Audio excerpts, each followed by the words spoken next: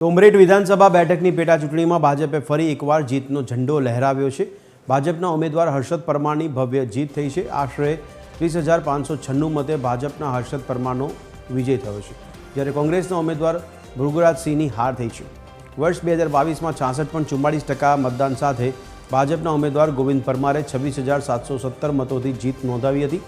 ત્યારબાદ માર્ચ 2026માં ગોવિંદ પરમારના નિધન બાદ બેઠક ખાલી પડી હતી। એપ્રિલ 2026માં યોજાયેલી પેટા ચૂંટણીમાં કુલ 59.4% મતદાન નોંધાયું, જેમાં ભાજપે સ્વર્ગસ્થ ગોવિંદ પરમારના પુત્ર હર્ષદ પરમારને મેદાનમાં ઉતાર્યા હતા।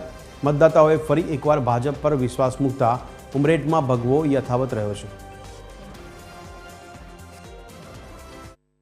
કે અમારું ભારતીય જનતા પાર્ટીનું જે સંગઠન જે છે આણંદ જિલ્લાનું, અને મારા વડીલ, મારા બાપ, જેને હું પિતા સમાન માનું છું, એવા અમારા જિલ્લા ભાજપના પ્રમુખ એવા સંજયભાઈ પટેલ અને સાંસદ મિતેશભાઈ પટેલ, અમારા જિલ્લાના ધારાસભ્યશ્રીઓ યોગેશભાઈ પટેલ, વિપુલભાઈ પટેલ, મંત્રી શ્રી કમલેશભાઈ પટેલ અને કેબિનેટ મંત્રી રમણભાઈ સોલંકી, કમલેશભાઈ પટેલ અને અમારા આગેવાન એવા અમારા અહીંના ચૂંટણી ઇન્ચાર્જ એવા પ્રદીપસિંહ જાડેજા બાપુ, આ સૌનો જેટલાએ પણ મને મદદ કરી છે, જેટલાએ પણ ભારતીય જનતા પાર્ટીને આ ખેસ પહેરીને ખભે ખભો મિલાવીને જે આ મદદ કરી છે, એ બદલ હું સૌનો પહેલાં તો હૃદયપૂર્વક આભાર વ્યક્ત કરું છું।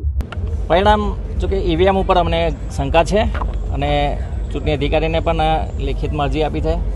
તમામ જે ઈવીએમ છે, ઈવીએમની અંદર 99% બેટરી બોલે છે।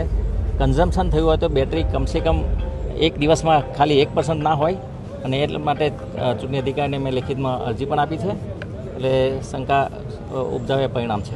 મતદારોને શું કહેશો? જે પ્રમાણે મતદારોએ જોકે ઉત્સાહથી મતદાન પણ કર્યું, પણ મતદારોએ જે ઉત્સાહથી મતદાન કર્યું એ ખરેખર કોંગ્રેસ તરફી મતદાન હતું, પરંતુ આ ઈવીએમને કારણે અમને જે નુકસાન થયું છે એના માટે ભારતીય જનતા પાર્ટી જવાબદાર છે।